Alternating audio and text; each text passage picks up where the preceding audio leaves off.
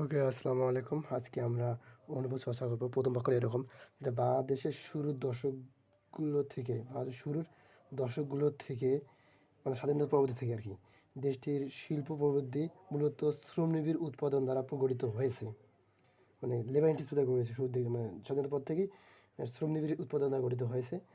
বিশেষ করে তৈরি পোশাক, ম্যানুফ্যাকচারিং, নির্মাণ, কৃষি এবং একটি বিশাল অনানুষ্ঠানিক অর্থনৈতিক মাধ্যমে।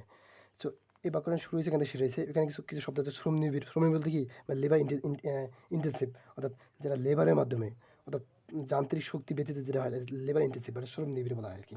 আর অনানুষ্ঠানিক কাঠামো অর্থনীতি বলতে তোমার যে যে সরকারের বাইরে যে ইয়েগুলো আছে, যেমন হকার বা মুদির দোকান বা এগুলো কিন্তু অনানুষ্ঠানিক অর্থনৈতিক কাঠামো, এগুলোর মধ্যে দেশ উন্নত হয় আর কি।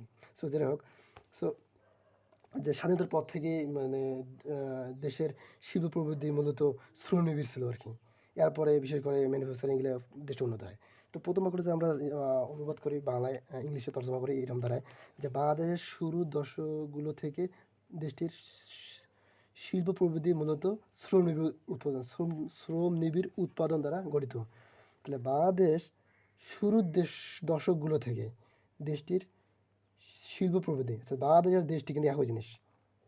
তাহলে একই একটা জিনিস না, তাহলে আমরা এভাবে বলতে পারি যে বাংলাদেশের শিল্প প্রবৃদ্ধি শুরুর দশকগুলো থেকে মূলত শ্রমনিবিড় উৎপাদন দ্বারা গঠিত হয়েছে। তো বাক্যটা আমরা এভাবে লিখতে পারি যে বাংলাদেশ ইন্ডাস্ট্রিজ গ্রোথ, বাংলাদেশের শিল্প প্রবৃদ্ধি কত শুরুর দশক since it's early it's early early ডিকেটস early ডিকেটস দিকে আর্লি ডিকেটস হ্যাঁ আর্লি ডিকেটস শুরুর দশকগুলো থেকে, অর্থাৎ স্বাধীনতার পর থেকে আর কি, শুরুর দশক থেকে কী ছিল, গঠিত হয়েছিল, মানে has been labour intensive, has been labour গঠিত shaped shaped shaped by labour intensive production. বাক্যটা আমরা এভাবে করলাম, বাক্যটা প্রেজেন্ট পারফেক্ট করলাম কারণ কী জন্য, এখানে গঠিত হয়েছে, আর প্রেজেন্ট পারফেক্টে প্যাসিভ করছি কারণ কারো দ্বারা তো গঠিত হয়েছে, তাই না? তাই সেক্ষেত্রে আমরা এভাবে লিখতে পারি যে Bangladesh industry growth since it's early ডিকেডস has been shaped, গঠিত হয়েছে বাই লেবার ইন্টেন্সিভ প্রোডাকশন, অর্থাৎ লেবার ইন্টেন্সিভ প্রোডাকশন, শ্রমনিবিড় উৎপাদন দ্বারা কী হয়েছে, গঠিত হয়েছে। যদি মূলত দেওয়া আছে তাহলে আমরা দিতে পারি যে শেপড লার্জলি, হ্যাঁ, ব্যাপকভাবে মূলত এভাবে গঠিত হয়েছে। বিশেষ করে তৈরি পোশাক, দ্য পার্টিকুলারলি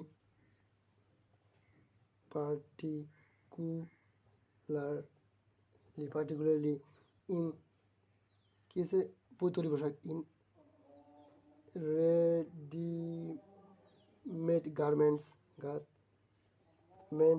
ম্যানুফ্যাকচারিং,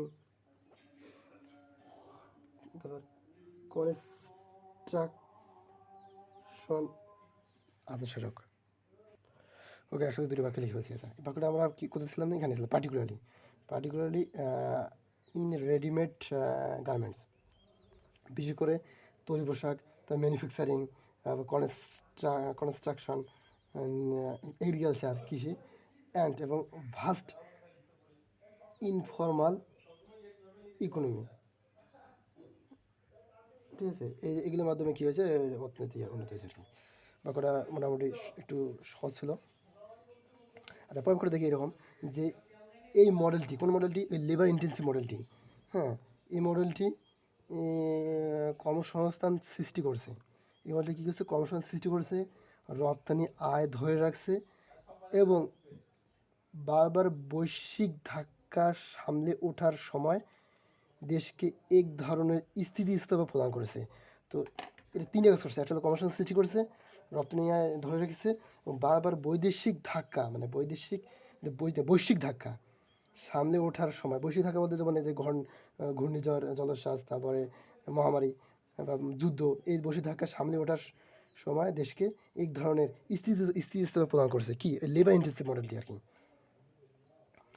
এই মডেলটি দিস মডেল হ্যাঁ কী করেছে, সৃষ্টি করেছে হ্যাজ ক্রিয়েট, যেহেতু জেনারেট স্ট্যান্ডার্ড শব্দ আর কি, হ্যাজ জেনারেট সৃষ্টি করেছে, কী করেছে কর্মসংস্থান সৃষ্টি, হ্যাজ জেনারেট এমপ্লয়মেন্ট, কর্মসংস্থান সৃষ্টি করেছে, কী করেছে আর কী করেছে রপ্তানি আয় ধরে রেখেছে, সাস্টেন মানে ধরে রেখেছে, সাস্টেন এক্সপোর্ট আর্নিং, রপ্তানি আয় রপ্তানি আয় ধরে গেছে এবং কী করেছে বারবার বৈশ্বিক ধাক্কা সামনে ওঠার সময় দেশকে এক ধরনের স্থিতিস্থাপক প্রদান করেছে। কি স্থিতিস্থাপক প্রদান করেছে, তাহলে has provide a railings A resilience degree of resilience, provide degree of resilience মানে স্থিতিস্থাপক ধরে রাখা বা ধাক্কা মানে কী হচ্ছে তোমার স্থিতিস্থাপক প্রদান করা আর কি, প্রোভাইড ডিগ্রিস অফ রেসিলেন্স প্রদান করেছে, কী করেছে কী হিসেবে বৈদেশিক ধাক্কার সামনে ওঠার সময়, তো বৈদেশিক ধাক্কা তাই বৈশ্বিক ধাক্কা, বৈদেশিক না রে ভাই, বৈশ্বিক ধাক্কা, তাহলে as a countries navigated repeated global crisis, বৈশ্বিক ধাক্কা কী হয়েছে সামলে উঠছে, নেভিগেটেড মানে সামলে ওঠা, অ্যাজ এ কান্ট্রি দেশ মানে দেশের বৈশ্বিক ধাক্কা বারবার সামলে ওঠার দেশকে কী করেছে স্থিতিশীলতা প্রদান করেছে, এই মডেলটি আর কি। তাহলে আমরা বাক্যটা শুরু থেকে শেষ পর্যন্ত এরকম হয় যে this model has generated employment, এই মডেলে কর্মসংস্থান সৃষ্টি করেছে, সাস্টেন এক্সপোর্ট আর্নিং, রপ্তানি আয় ধরে রেখেছে এবং provided degree of resilience as a country's navigated repeated global crisis, এবং কী করছে তোমার যে বারবার বৈশ্বিক রিপিটেড গ্লোবাল ক্রাইসিস, বারবার বৈশ্বিক যে ধাক্কা সামলে ওঠা কী করেছে দেশকে স্থিতিস্থাপক করছে আর কি, দেশকে স্থিতিস্থাপক প্রদান করেছে। তাহলে provide a degree of resilience মানে স্থিতি প্রদান করা, রেসিলেন্স শব্দটা খুবই মানে স্ট্যান্ডার্ড শব্দ আর কি, খুবই স্ট্যান্ডার্ড শব্দ রেসিলেন্স। ওকে, আমরা কিছু আর একটু দুটো বাক্য দেখবো যে খুচরো বাক্য আর কি। বাংলাদেশ অর্থনীতি অনেকবার বৈশ্বিক ধাক্কা সংকট কাটিয়ে উঠেছে, বাংলাদেশের অর্থনীতি অনেকবার বৈশ্বিক সংকট কাটিয়ে উঠেছে, বাংলাদেশের অর্থনীতি অনেকবার বৈশ্বিক সংকট কাটিয়ে উঠেছে।